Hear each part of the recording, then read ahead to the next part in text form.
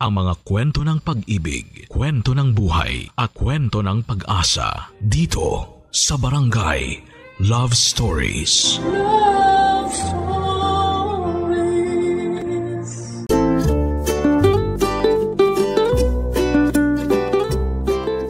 Dude, wala ka pa bang plano na sumunod sa parents mo sa San Francisco? Ano namang gagawin ko ron? Dito na ako lumaki. Tsaka nandito ka, hindi kita kayang iwan. Kadiri ka, tigilan mo nga yan. Kaya tayo na pagkakamalang bakla eh. Papasa naman siguro tayong couple, di ba? Kung di lang kita matagal na kilala, maniniwala na talaga ako na nababakla ka na sa akin. Parang pwede naman. Ay, naalala mo ba yung nangyari nung pumunta tayo sa Cebu para sa kasal ng batchmate natin? Nung sumakay tayo ng taxi tapos akala ng driver boyfriend kita? Muntik nang kiligin si Manong. Paano tayo di mapagkakamalan? Kulang na lang yakapin mo ako pag magkasama tayo. Tol naman oh, di ka na nasanay sa akin. Touchy ako kahit kanino. Kaya wala kang dapat alalahanin, hindi ako bakla. Oo na, sige na. Nga pala, malapit nang umuwi dito si Chelsea. Nagsawa na yata sa San Francisco. Talaga? Magbabakasyon ba siya o dito na siya ulit titira? Di ko sure eh.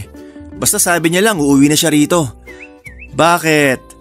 Excited ka na bang makita si Chelsea? Ibang-iba na siya ngayon. Ewan ko na lang kung di ka patamaan sa kanya pag nakita mo siya sa personal. Baliw. Parang binibenta mo naman sa akin yung kapatid mo. Nabanggit mo na rin naman si Chelsea. O kumusta naman siya? Matigas pa rin ang ulo gaya ng dati. Laging nasa party. Hindi nagseseryoso sa buhay. Sabi ni Mami, halos 1 taon din siyang lumayo sa kanila. Hindi namin alam kung saan siya pumunta. Ang sabi niya lang may job offer sa kanya. Tapos bumalik din siya kay Mami after a month. After nun, doon na siya nag-decide na umuwi muna rito sa Pinas. Baka gusto niya lang maranasan maging independent kagaya mo kaya siya lumayo. Ilang taon na ba siya ngayon? 25. Oo nga pala, 4 years tanda natin sa kanya. Tapos ikaw, rereto mo siya sa akin. Parang kuya na ako nun. Dude, sa lahat ng lalaking kilala ko, sa'yo lang ako may tiwala. Kaya kung ipagkakatiwala ko man kapatid ko sa isang lalaki, sa'yo na lang. Ang kaso, hindi nyo gustong isa't isa eh. Wala man lang kahit konting spark. Parang hindi nga kayo bagay. Importante pa ba yun? Syempre naman. Parang ang sakit naman sa mata kung di kayo bagay nung kasakasama mo. Kapag ikaw talaga nakapag-asawa ng di bagay sa'yo. Wala pa akong planong mag-asawa. Ikaw dapat yung mauna. Kapag nakilala mo na yung babaeng pakakasalan mo, tsaka pa lang ako manliligaw. Kinikilabutan na ako sa'yo ha. Baka mamaya, ako lang pala hinihintay mo. Sira ulo. Kung mababaklaman ako sa'yo, sana noon pa. Tama na nga yung usapang kabaklaan. Baka mamaya magkatotoo pa eh. Ay nga pala, may plano ka ba para sa pag-uwi ni Chelsea? Plano ko sana mag-organize ng surprise party para sa kanya. Ang kaso, kailangan na ako sa site. Maghapon ako doon. Ay, kailangan kasi ng matinding supervision ng bago kong project. Pumalpak yung unang engineer na humawak eh. Anyway, baka maluwag sked mo. Tulungan mo naman ako. Yun lang pala eh. Walang problema sa akin yun. Sabihin mo lang kung ano may tutulong ko. Aba, mukhang excited ka talagang makita si Chelsea ah. Dude, huwag ka na magdalawang isip. Hindi mo pa nililigawan yung bunso kong kapatid, may basbas na kita. Basta siguraduhin mo lang na ikakasal kayong dalawa. Kasal agad? Baka pag uwi ni Chelsea, di niya na ako kilala tapos sungitan pa ako. Sira agad diskarte ko nun. So may plano kang pormahan kapatid ko? Huwag mo na kasi itanggi. Ay, wait. May gusto pala akong ipakita sa'yo. Ano naman yan? Wait lang. Hahanapin ko lang dito sa gallery ko yung recent picture na pinadala niya sa akin. Eto, tingnan mo. Ang ganda niya, di ba? Hindi ba siya nagmo-model? Pang-model yung datingan niya eh. Tsaka di ko akalaing tatangkad siya ng ganyan ha. Nung huli kami magkita hanggang kilikili ko lang siya. Sabagay grade 2 pa lang siya nun. Hindi ba siya nagpo-post ng picture niya sa social media? Imposibleng walang magkagusto sa kanya. Sigurado ako marami nang nangungulit sa kanya ngayon. Yan nga yung dahilan kaya mas gusto niya na pribado lang ang buhay niya. Yung walang nakakaalam sa mga ganap. Di siya active sa social media kaya wala ka rin makikita ron kahit i-stalk mo siya. Oo nga. Sinubukan ko siyang i-search sa Facebook nitong nakaraan lang pero 2 years ago pa yung nakita kong post niya eh. Sandali. Sinearch mo siya sa Facebook? In-stalk mo siya? Hindi no. Para sinearch lang, in-stalk na agad. Ganun na rin yun. Stalker ka pala ha? Bahala ka nga. Stalker na akong stalker. Na-curious lang naman ako sa kanya. Yun lang yun. Talaga lang ha? Tingnan natin pag nandito na siya. Papa Dudut, idinaan ko na lamang sa biruan ang panunukso ni Jake sa akin sa kapatid niyang si Chelsea. Lagi niyang sinasabi na bagay kami ni Chelsea at kami na lang sanang magkatuluyan.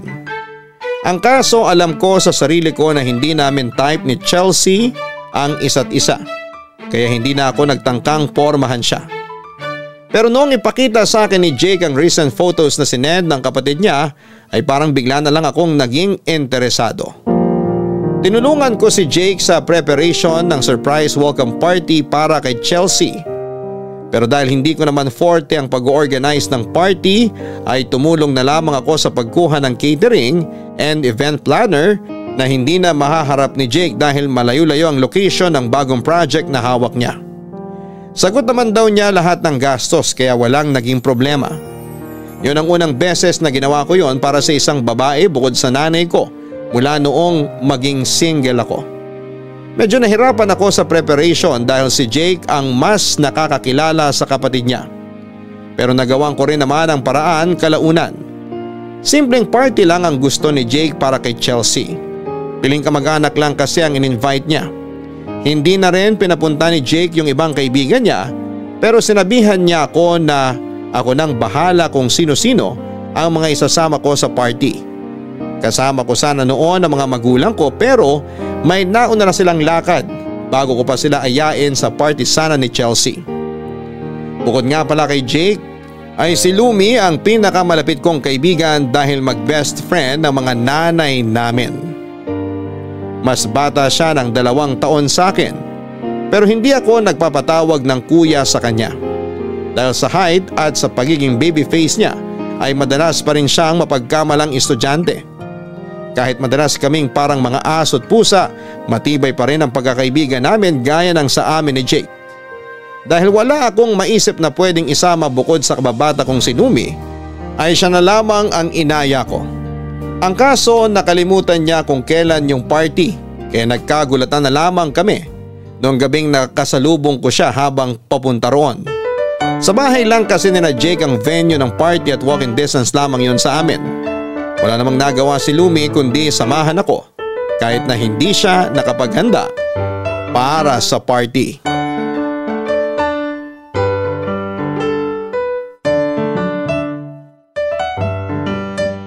Ang bongga naman pala nitong pa-surprise party para sa kapatid ni Jake. Uy Tristan, okay lang ba talaga na isinama mo ko rito? Baka mamaya bigla na lang akong paalisin. Hindi pa naman ako invited. Shh, chill ka lang dyan. Okay nga lang daw na magsama ako ng kaibigan, di ba? Sure naman ako na magkaibigan tayo. Ewan ko lang sa'yo. Duda ka talaga sa pagkakaibigan natin, oh. Grabe ka. Naging close lang kayo ni Jake, parang di mo na ako… Huwag ka na maingay dyan, dami mo ebas eh. Ayan na sina Jake. Ayos lang ba itsura ko? Wala ba akong dumi sa mukha? Pawis? Laway? Ang OA mo. Hindi naman artista yung haharapin mo, ah. Hey dude! Lumi! Buti nakapunta ka. Sinama lang ako ni Tristan. Chelsea, you remember Tristan? My best friend since high school? You were in 2nd grade when you last saw each other. Yeah, I remember him. Hi, Tristan. You haven't changed a bit. Still looking good. Thanks. How was your flight? It was okay. I'm just glad to be here now. And who is this pretty girl beside you? Is she your girlfriend?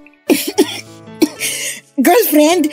Uy, hindi Tropa ko lang tong si Tristan. My bad. I assumed you two were… Never mind. Come on, join us. My cousins would love to meet you. I'll introduce you to them. Sige, susunod na lang kami. Alright then, I'll just go check on the other guests for a while. We'll catch up later, okay? Okay. Teka sandali. Parang may nakalimutan akong ibilin sa loob. Sama mo na lang yung kapatid mo. Sige, maiwan ko na muna kayo. Basta sunod kayo ha. Sige. Uy Lumi, bakit hindi pa tayo sumama sa kanila?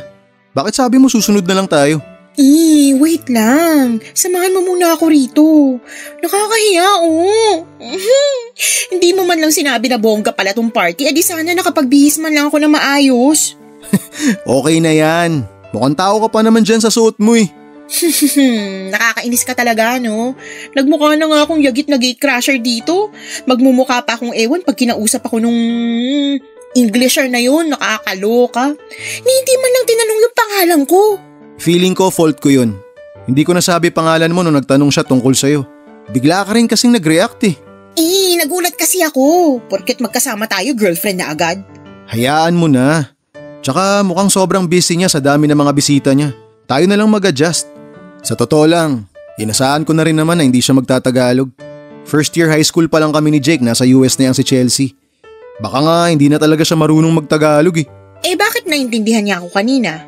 Dito pa rin naman siya pinanganak sa Pilipinas. Saka nakapag-aral pa rin naman siya rito hanggang grade 2 bago sila nag-migrate. Kaya kung di na siya marunong magtagalog, posible pa rin na nakakaintindi siya. Pwede naman yun, di ba? Tsaka parehong Pinoy mga magulang niya na kasama niya sa San Francisco. Malamang nag-uusap sila ng Tagalog dun. Tingnan natin mamaya. Kapag nagtanong tayo sa kanya ng Tagalog tapos in English tayo, di tama ka. Magpupustahan pa ba tayo? Sige, para mas exciting. Basta sa akin, marunong pa siyang magtagalog. Ini-English lang talaga tayo para subukan kung tatagal tayo sa pakikipag-usap sa kanya. Kapag natalo ka, lalapitan mo si Jake mamaya habang marami pang bisita. Yun lang? Basic. At hahalikan mo siya, dapat sa labi. Ano? Hoy, hindi ko gagawin yan Huwag na lang tayo magpustahan kung ganyan lang din naman. Okay, sige. Sa pisngi na lang. Seryoso ka ba? Baka mamaya mag-assume yun na gusto ko siya, no? Makapagsalita ka parang luging-lugi ka pa kay Jake ha. Kung gusto mo para fair, edi pahirapan mo rin ako kapag ako natalo. Pareho na lang tayo. Halikan mo rin si Jake. Parang lugi naman ako kung iba yung papagawa ko sa'yo. Bakit parang tinatanggap mo ng talo ka? Guni-guni mo lang yon. Di ako matatalo sa pustahan na to. Ramdam ko na yung pagkapanalo ko.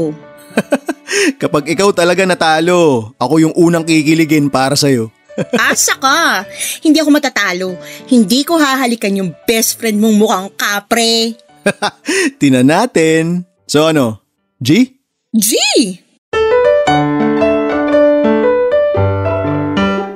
Papadudot, hindi maipinta ang mukha ni Lumi matapos ang surprise party para kay Chelsea.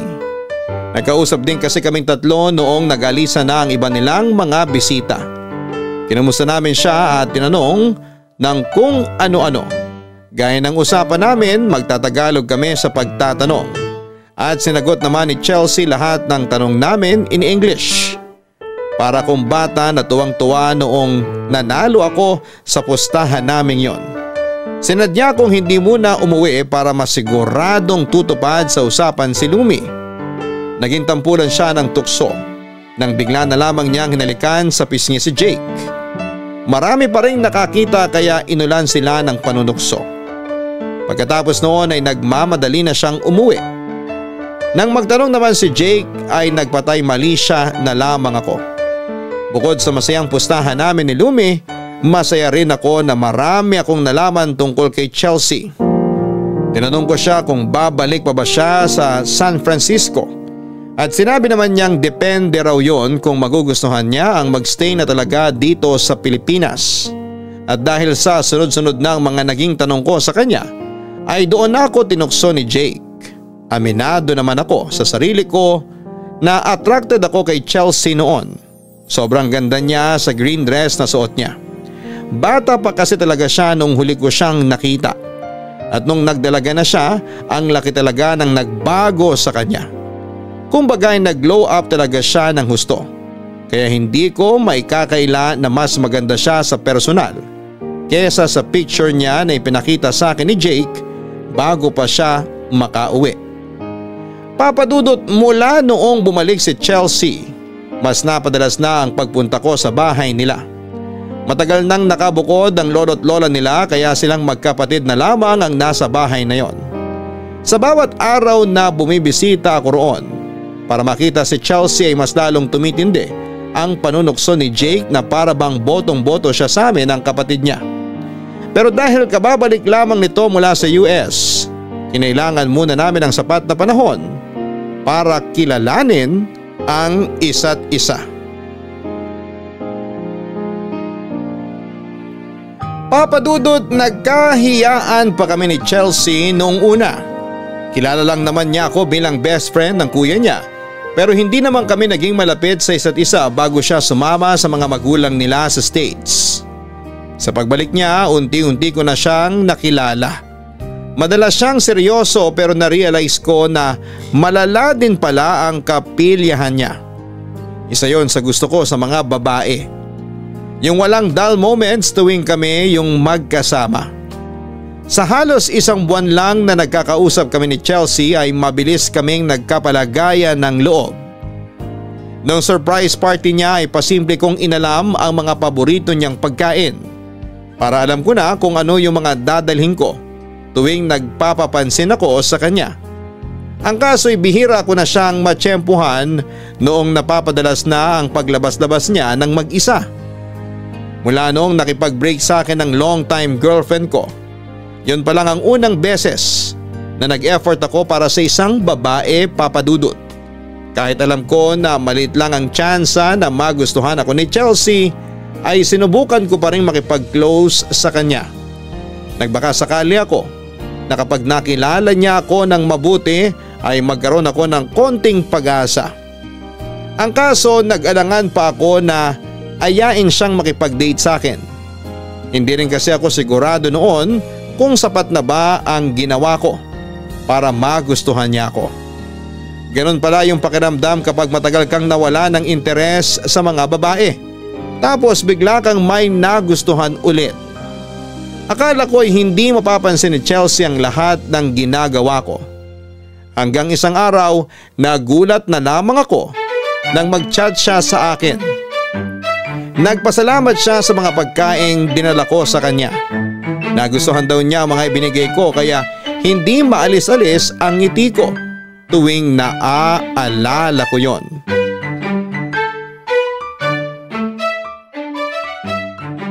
Mukhang napapadalas ka na rito ah. Dito ka na rin kaya tumira?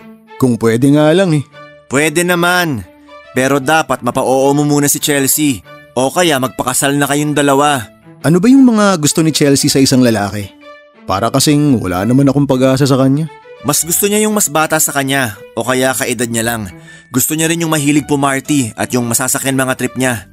Magpapakatotoo ko sa iyo, dude. Hindi siya yung tipo ng babae na magseseryoso sa relasyon or maglalagay ng label. Sanay siya sa mga hookup lang. Ang tanong, kaya mo bang mag-adjust para sa kanya? Susubukan ko. Ganun naman talaga kapag gusto mo yung isang tao, di ba? Hindi ko hilig yung mga party na yan. Alam ko naman na hindi ko rin siya mapipilit na maging kagaya ko. Yung tipong pagkatapos ng trabaho, natutulog na lang ako sa bahay. Kaya nga kung gusto mo talaga siyang i-pursue, sabayan mo siya sa mga trip niya. Kapag nagustuhan ka niya, edi yun na yun. Kaya ko namang gawin na sabayan siya. Tsaka nagpapatulong pa nga ako kay Lumi last time eh. Ang kaso, ayaw naman niya. Paano ka naman tutulungan nun? Mas lalaki pa yata siya sa'yo. Hindi naman siya tomboy. Hinalikan ka nga eh. Ganun lang talaga siya kumilos. Papa's girl kasi, kaya medyo tigasin. Nga pala, tagal nyo na rin magkaibigan ha? Kahit minsan ba hindi ka na-attract sa kanya? I mean yung may isip mo ng ligawan siya? Si Lumi? Liligawan ko? Dude, ni sa hinagap, hindi pumasok sa isip ko yan. Mas gusto ko pa nga siyang ampunin para maging younger sister ko eh. Parang anak na rin turing sa kanya ni na mama. Hindi rin nila nakikita si Lumi na magiging girlfriend o asawa ko. Ay teka, nasa na nga pala si Chelsea? Did I just hear my name? Tristan, you're here. Hi, kagigising mo lang? Yeah, sorry, my hair's a mess right now. Okay lang, maganda ka pa rin.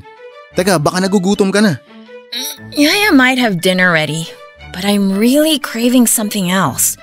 I was thinking pizza or something, but it's probably too late for delivery. Pizza?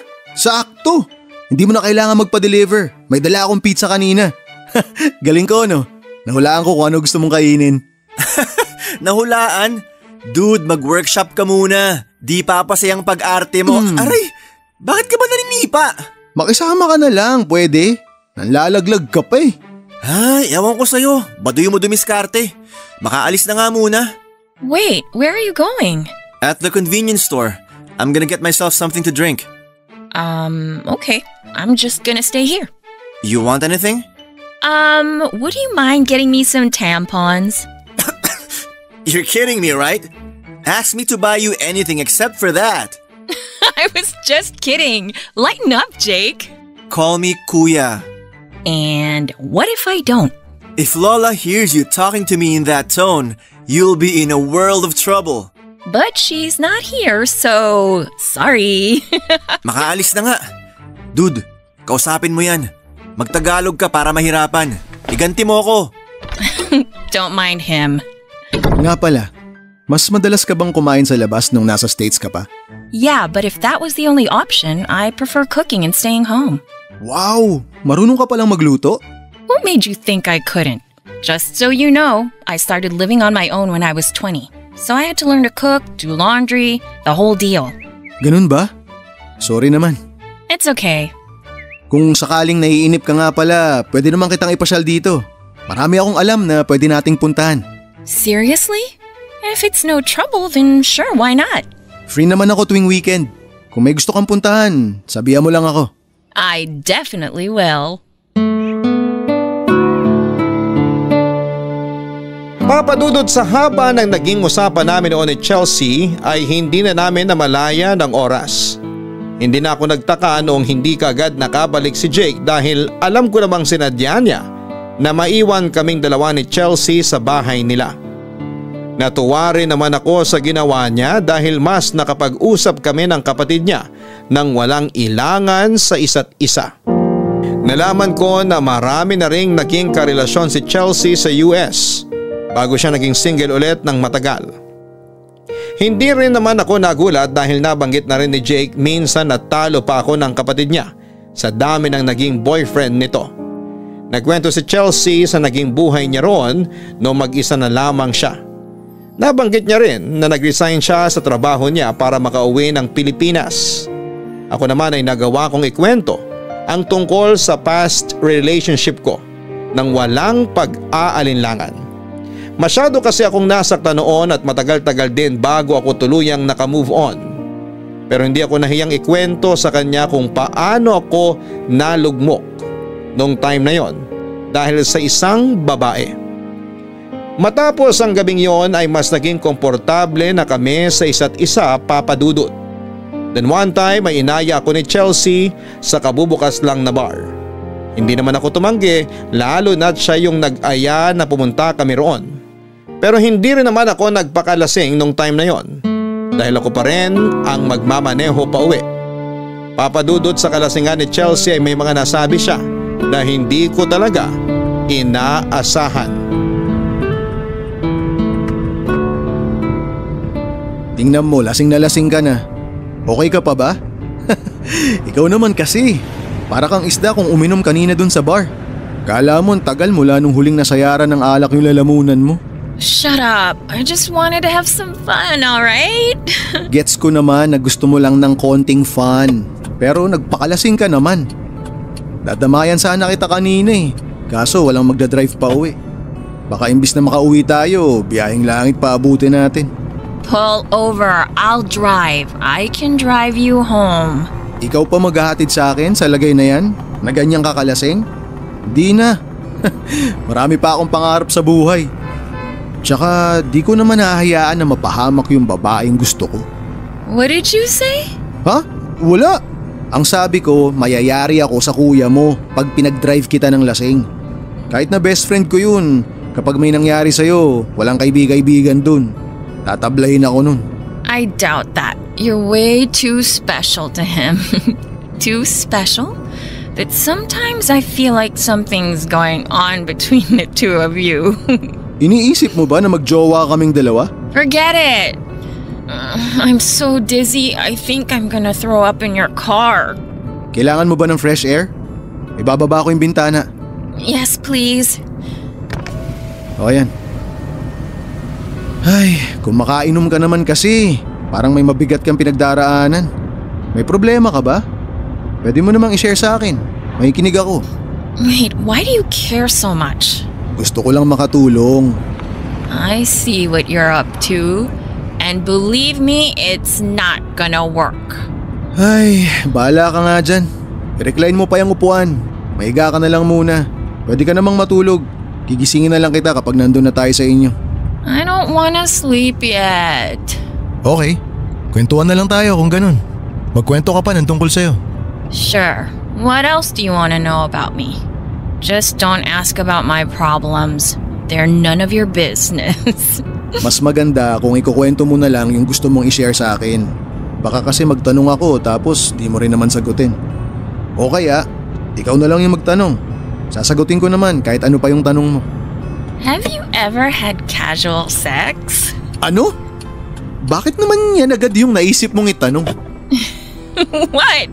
It's just a simple question. Answer it. Yes or no? Oo.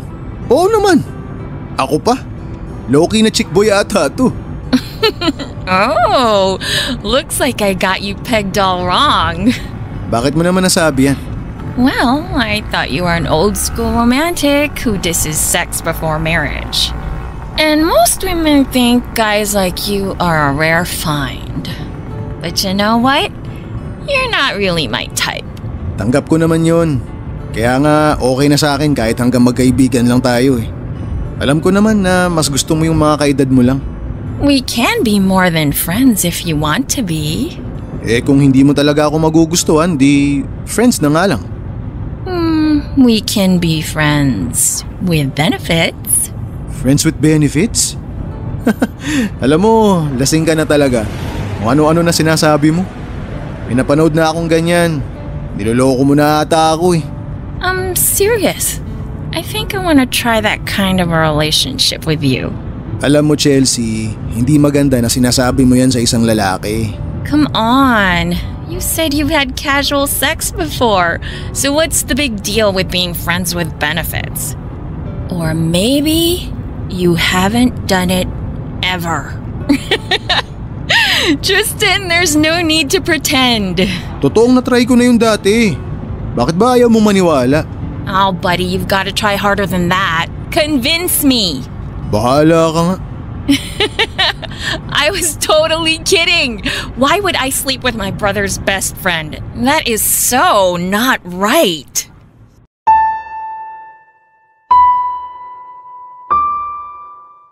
Papa Dudut, hiyang-hiya ako ng gabing yon dahil sa pangtitrip na ginawa sa akin ni Chelsea. First time akong napagtripan ng ganon. Hindi ko yun nagustuhan pero kasalanan ko rin naman na sineryoso ko ang mga sinabi ni Chelsea. Sinabihan naman ako ni Jake tungkol sa mga kalokohan ng kapatid niya pero hindi ko pa rin yon napaghandaan. Nagawa ko pang magsinungaling para lang masakyan ang trip niya. At yon ang pinaka nakakahiya sa lahat ng mga nangyari. Tama yung sinabi ni Chelsea na ako yung tipo ng lalaki na hindi makikipagtalik hanggat hindi pa kasal. Pero kahit napahiya ko noon, idinaan ko na lamang sa tawa ang ginawa ni Chelsea, Papa Dudut. Hindi ko pa rin inamin na nagsinungaling ako. Hindi ko na lamang pinahalata na nadismaya ako sa ginawa niya para hindi na siya mag-isip ng kung ano. Ang sabi ko na lamang, alam ko rin naman na nagbibiro lamang siya kaya ayaw kong pumayag sa gusto niyang mangyari. Pero ang masama doon ay nasabi ko na rin ang intensyon ko sa kanya. Ang kaso ay magkaiba kami ng gusto. Sa pagkakataong yon ay na friend zone na ako. Kaya kahit na nagugustuhan ko na siya, ay hindi na ako umasa na papatulan niya ang isang kagaya ko. Nakontento na lamang ako sa pagiging magkaibigan namin. Inisip ko na lamang na hindi pa siya yung tamang babae para sa akin. Papa Dudut, nadulas ako noong sinabi ko na gusto ko si Chelsea pero mukhang hindi naman niya sineryoso yon. Para na rin niya akong binasted sa nangyari noong huling magkasama kami. Pero hindi naman yon ang naging dahilan, Papa Dudut, para maputol ang pagkakaibigang nabuo sa amin mula nung umuwi siya dito sa Pilipinas. Pero sa pagiging magkaibigan namin mukhang hindi naman yon nagustuhan ng kababata kong si Lumi. Sa tingin kasi niya ay hindi makakabuti para sa akin ang impluwensya ni Chelsea.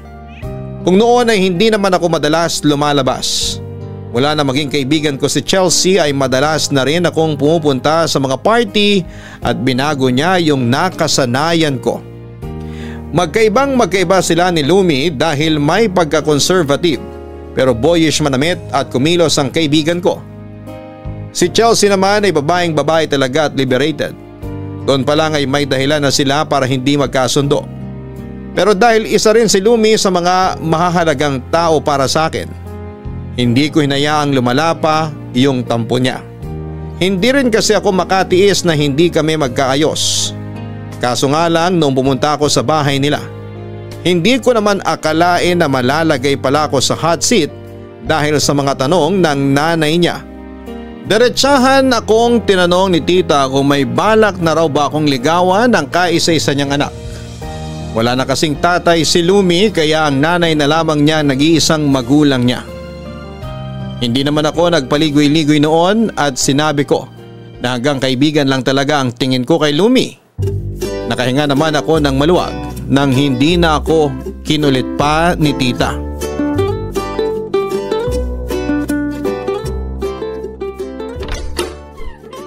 O ba't nandito ka? Nasa si mama? Pumasok na sa kwarto. Sabi niya hintayin na lang kita rito. Di na kasi kita matsyempohan kaya pinuntahan na kita. Talo mo po yung artista. Di ka na namamansin. Guni-guni mo lang yun. Anong guni-guni? Nagsisin ka na nga lang sa chat eh. Famous ka ba? Hoy Lumi, nagsusuplada ka na ha? Kung pumunta ka lang dito para buwisitin ako, umuwi ka na lang. Di pwede. Huwag ka nang tumayo-tayo dyan. Tabihan mo na ako dito sa sofa. May basbas na ng mama mo yung pagpunta ko rito. Tsaka sabi niya magpapalit na siya ng anak pag di mo ako kinausap. Hindi ka nakakatawa. Umuwi ka na nga. Mag-usap muna tayo. Para kasi nagtatampo ka sa akin eh. Dahil ba kay Chelsea? Huwag kang assuming. Hindi ako nagtatampo, no? Sino ba ako? Kababata mo lang naman ako. Arte naman ng best friend ko. Usap na kasi tayo. Sige na. Ilabas mo yung sama ng loob mo. Iutot mo lahat yan. Wala ako sa mood makipagbiruan. O edi sige. Seryosong usapan na lang. Huwag tayo rito. Sumama ka sa akin. Eto na, sasama na. Boss na boss kung makautos. May sinasabi ka? Wala. Sabi ko ngumiti ka naman. Nagmumukha ka na kasing mangkukulam. Ayos sa banat ah. Gwapo ka? Oo naman. Lumabas ka na nga. Ito naman oh. Kung itaboy mo naman ako para lang akong langaw na binubugaw mo. Dami mo pa kasing sinasabi. Doon tayo banda, malayo sa bahay mag-usap. Para di makastorbo kay mama. Alam mo naman yun, maagang natutulog. Oo, alam ko naman yun. Dito na lang tayo. Ano ba kasi pag-uusapan natin? Ikaw ang pag-uusapan natin. Para kasing iniiwasan mo na ako eh. Di nga kita iniiwasan. Bakit ba ang kulit mo? Hindi ako makulit. Yun lang talaga napapansin ko. Marami lang akong pinagkakaabalahan ngayon. Lagi akong OT sa trabaho tapos may racket pa. Magpahinga ka rin kasi minsan. Masyado ka nagmamadali yumaman eh. Nasasabi mo lang yan kasi nakaka-LL ka na. Anong nakaka-LL? Nakakaluwag-luwag. Yun lang di mo pa alam. Taga saang planeta ka ba? Alam mo, para ka ng si Chelsea. Kaya dapat yung maging magkaibigan eh. Huwag ka nga nagbabanggit ng hindi naman dapat kasali sa usapan. Oh, kita mo na. Naiinis ka kay Chelsea. Huling-huli ka na. Kaya ka pala umiiwas ha. Nagsiselos ka. Hindi ako nagsiselos. Hoy, anong tawag mo dyan? Huwag mo na kasing itanggi. Tumingin ka nga sa salamin. Para ka nagsiselos na noodles pag nakalugay ang buhok mo. Inaano ka ba ng kulot kong buhok? Alam mo, matatanggap ko naman kung ipagdadamot mo ako bilang kaibigan mo. Sa gwapo ko ba namang to? Tapos mabait pa? Kaya gets kita. Ang kapal talaga ng mukha mo, no? Hindi kita ipinagdadamot kasi hindi naman kita pagmamayari. Bakit nga? Huwag mo sabihing may manliligaw ka na kaya lumalayo ka na sa akin. Paano kung meron nga? Di ako naniniwala. Paano ka naman magkakaroon ng manliligaw nang di ko alam? Lahat kinukwento mo sa akin. Dati yun, iba na ngayon. Kailangan ko rin naman ng privacy lalo na kung may kinalaman sa love life ko. Hindi naman pwedeng lahat na lang sasabihin ko sa'yo. Ikaw nga, naglilihim ka rin sa akin eh. Ano namang nililihim ko sa'yo? Marami. Ako naman magsasabi nito sa'yo ngayon. Guni-guni mo lang yon. Wala akong nililihim sa'yo. Nagtatampo ka lang talaga kaya yun ang naisip mo. Alam mo, mas maniniwala pa ako kung sasabihin mong heartbroken ka na naman eh. Kaya aminin mo na. Wala ka talagang manliligaw. Meron nga. Wala. Halata sa mga mata mo na nagsisinungaling ka. Paano kung iharap ko siya sa'yo? Di tsaka pa lang ako maniniwala sa sinasabi mo. Sige, kakausapin ko siya tapos ipapakilala ko sa'yo. Ganyan. pakisabi mo rin sa manliligaw mo ha, na excited akong makilala siya. Papa Dudut, tuwing may malalaking selebrasyon sa amin ay hindi nawawala si Lumi at ang nanay niya. Parang pamilya na kasi talaga ang turing namin sa kanila, Papa Dudut. Pero kahit minsan ay hindi kami inireto ng mga magulang namin sa isa't isa. Dahil gusto nila na malaya pa rin kaming pumili ng taong magugustuhan namin. Pero kahit malaya naman kaming pumili ng mapapangasawa namin, pareho pa rin kaming hindi nagkaroon ng karelasyon sa loob ng ilang taon. Yung ex-girlfriend ko na nanloko sa akin, siya yung una at huling nakarelasyon ko. Kaya medyo nahirapan akong makipagsabayan kay Chelsea na iba talaga yung nakasanayang buhay sa States. Si Lumi naman, alam ko na hindi naman talaga niya gusto si Chelsea, kahit na hindi niya aminin yon. Mas matagal kasi kaming naging magkaibigan kaya naiintindihan ko rin ang pinanggagalingan ng tampon niya noon. Wala kaming ibang naging kaibigan noon kundi ang isa't isa. Hanggang sa makilala ko si Jake noong first year high school. Medyo nabawasan yung bonding namin noon ni Lumi pero ayos lang naman yon sa kanya dahil parte yon ng buhay high school. Kaya hindi ko maintindihan kung bakit pagdating kay Chelsea ay parang kumukulo agad ang dugo niya. Di ka ba nilalamig dito sa labas? Did you seriously just ask me that? Sorry. Iba nga pala yung lamig sa States kapag winter. Pero kung summer ka dumating dito, nako, baka lagi ka nag-aaya mag-swimming. Baka di mo na kayanin yung init dito. Alam mo yung feeling na parang hinihingahan ka ni Satanas? Parang ganun. Uy, mag-react ka naman. Isang beses pa lang ako bumanat ng joke, parang nilibing mo na ako agad ah. Ay, hayaan mo na nga. Baka hindi mo lang na-gets. Ibang topic na lang pag-usapan natin. Since marami na ako naikwento tungkol sa love life ko, kwento ko naman ang sayo. Well, there isn't much to tell. Parang mahirap namang paniwalaan yun. Sabi mo kasi marami ka nang nakarelasyon, di ba? Pero di mo naman kailangan ikwento lahat. Kahit yung sa huling ex mo na lang. Well, let's not dwell on my past relationships, please. I came back from LA because I wanted to relax, leave work stress, and catch up with an old friend. Sandali. May naging kaibigan ka rito noon? Yeah, actually, he was someone I had a crush on and then I fell in love with him. But he just laughed at me when I told him. It was so awkward. Naging kayo ba? He was into someone else, so we ended up just being friends. I tried looking him up on Facebook, but I didn't have any luck. Eh di puntahan mo na lang. I did. O ano nangyari? Nakausap mo siya? No, I went to their old house and it turns out it's been abandoned for years. So I never got to see him. Yun lang. Doon tayo nalungkot. Mabuti pa, wag na natin pag-usapan yan. Kung gusto mo, dadaling kita doon sa tindahan ng street food sa labas nitong village. Baka kasi na-miss mo na rin yung mga ganung pagkain eh. Huwag ka mag-alala. Lilibre kita. Really? Oo naman, pero mamaya na ah. Medyo tinatamad pa akong tumayo eh. Kwentuhan muna tayo. Sure. Kailan ka nga pala nagkaroon ng first boyfriend? I had my first boyfriend when I was 12. Grabe! 12? 12 ka pa lang nagka-boyfriend ka na? Samantalang ako nung ganong edad ko, pinoproblema ko pa kung paano ako magpapatuli. Grabe naman. Tawang-tawa. You might want to ask my brother if he's circumcised. Ha? Ibig sabihin, hindi pa siya… Let's just keep this between us. If he finds out that I shared his secret, I will never hear the end of it. Ngayon ko lang na-realize na may mga bagay pa rin pala ako hindi alam tungkol sa kuya mo. Pero salamat ah.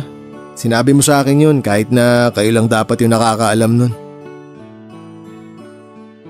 Bakit ganyan ka naman makatingin? Nagagwapuhan ka ba sa akin kaya di ka na makapagsalita? Ganito na lang. Tell me I'm handsome without actually saying I'm handsome.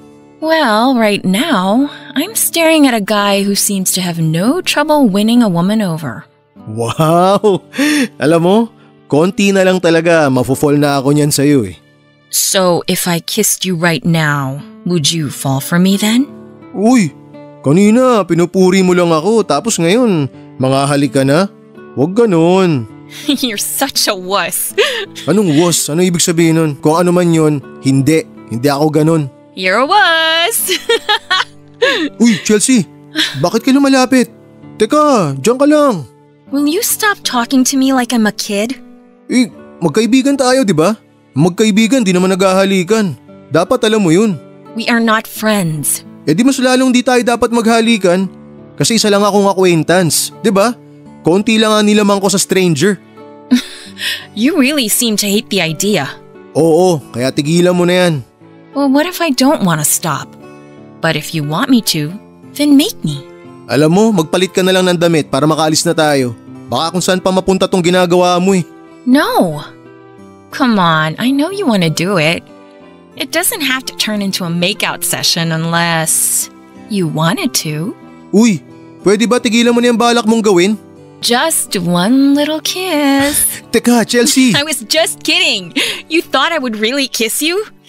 Oh, Tristan, just so you know, I would only kiss a guy if he was special to me.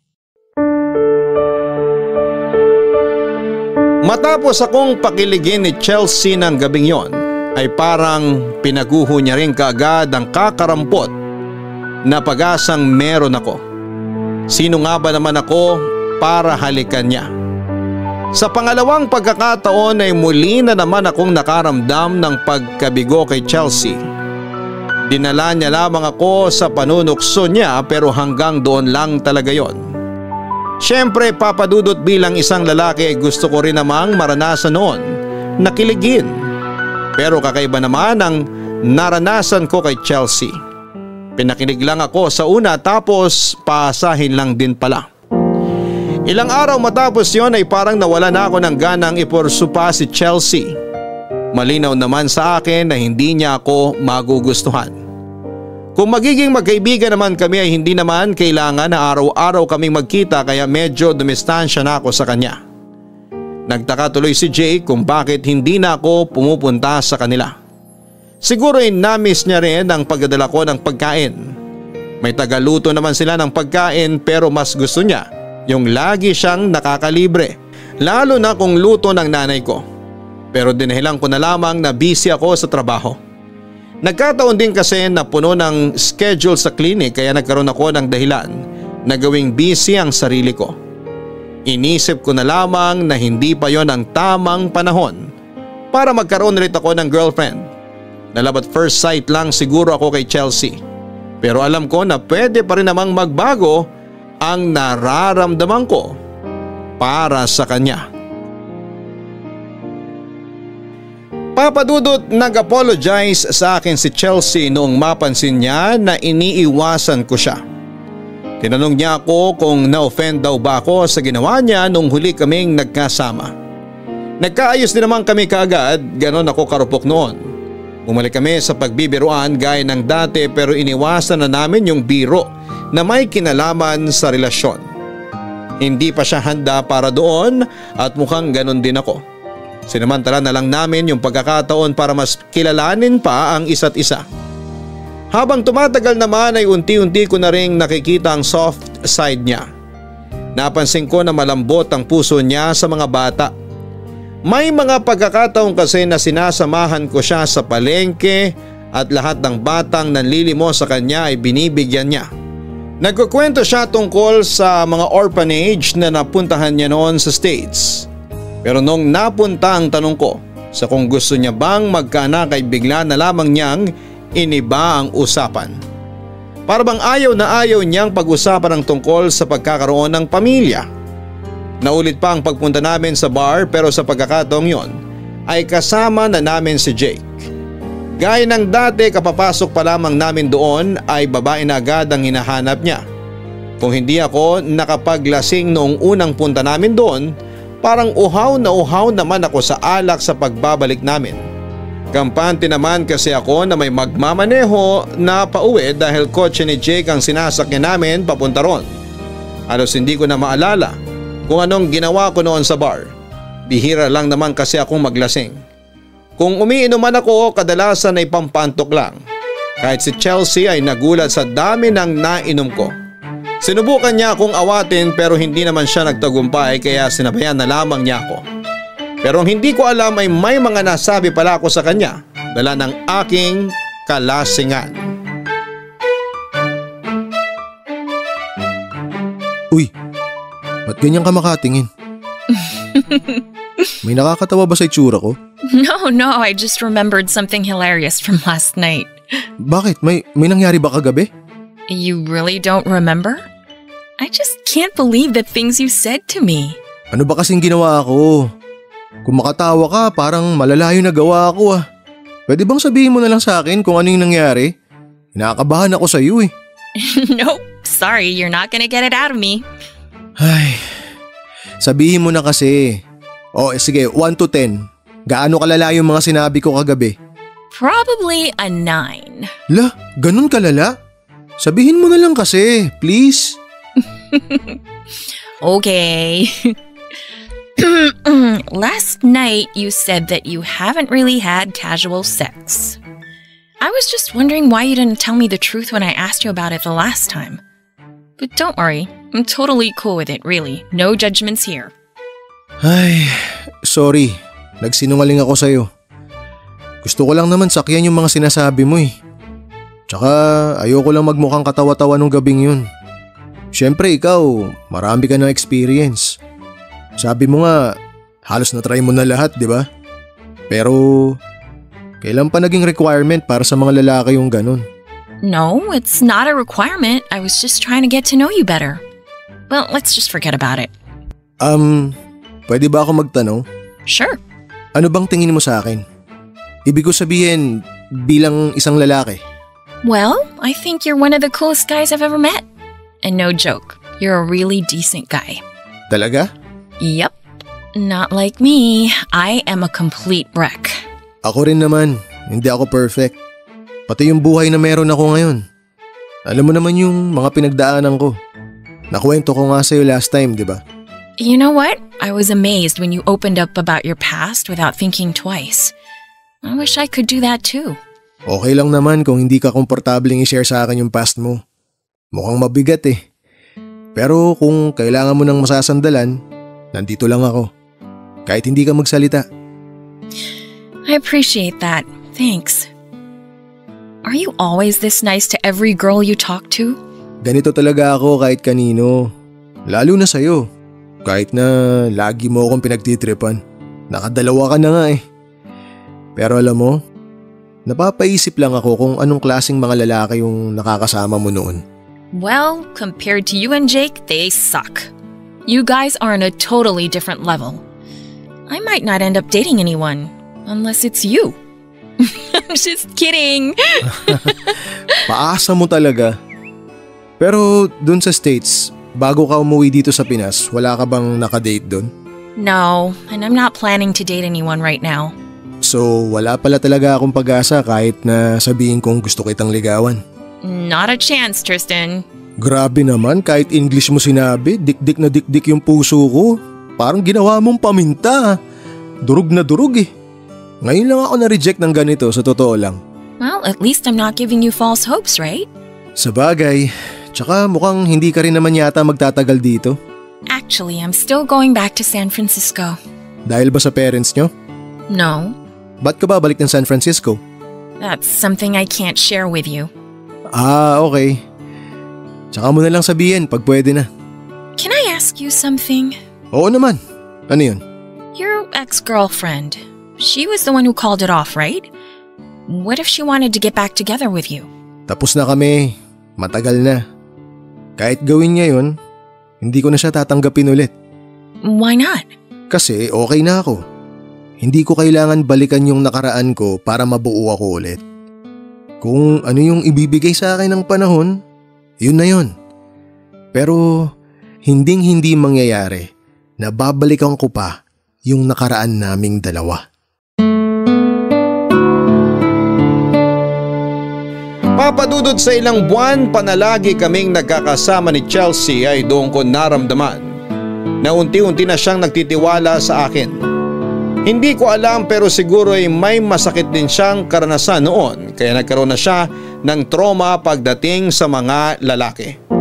Kung titingnan kasi siya ay hindi mo agad maiisip na minsan na rin siyang may pinagdaanan sa buhay.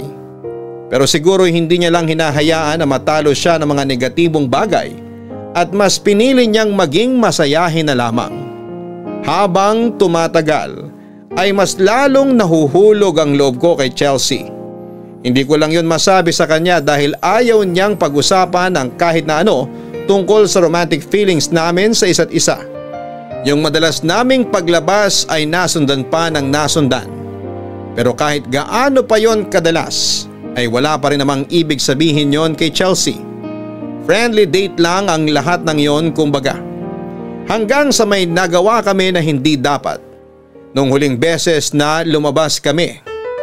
Papadudot nakakahiyamang sabihin pero nag-make out kami ni Chelsea sa loob ng kotse.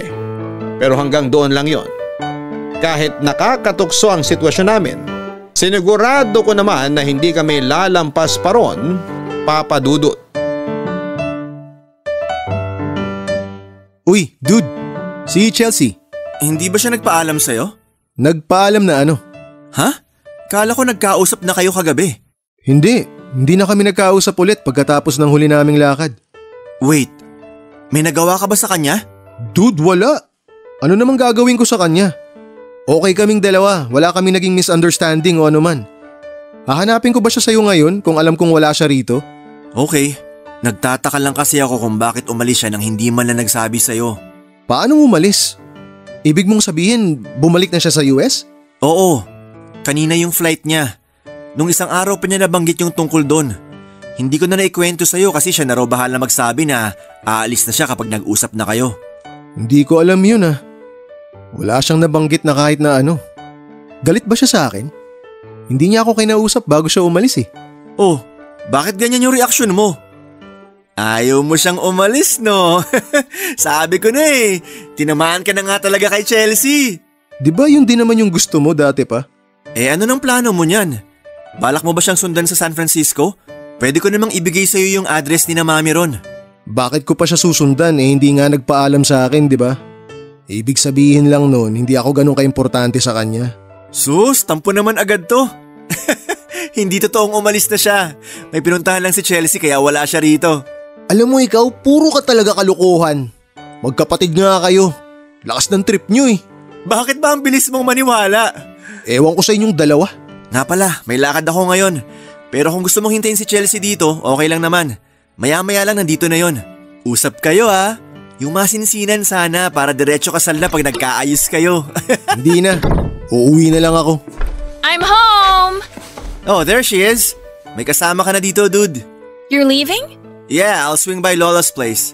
I'll come with you. Nah, stay here. Can't you see? Your boy toy is waiting for you. Hoy, boy toy ka dyan. Looks like you two have something important and confidential to talk about. I hate you, Jake. I love you. Alright, I'll leave you lovebirds alone so you can have some quality time.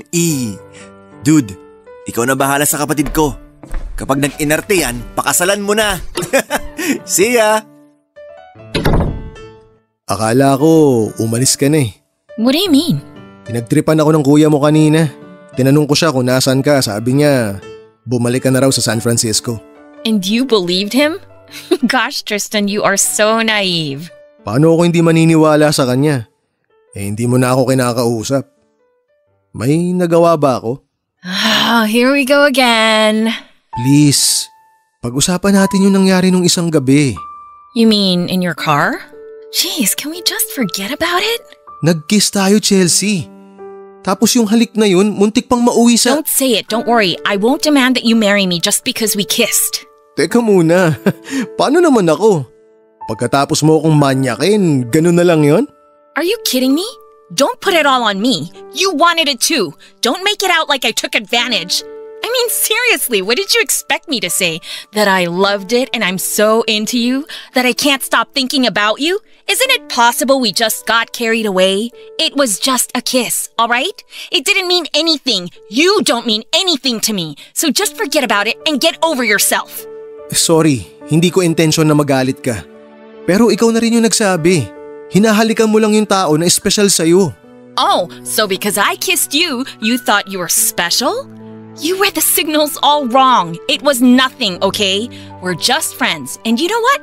I don't even really know if we're friends. To be honest, you're starting to creep me out. So please just shut up. If you can't get over it, I think it's better for you to get the hell out and leave me alone. Pero Chelsea… Just go! Chelsea! I said get out!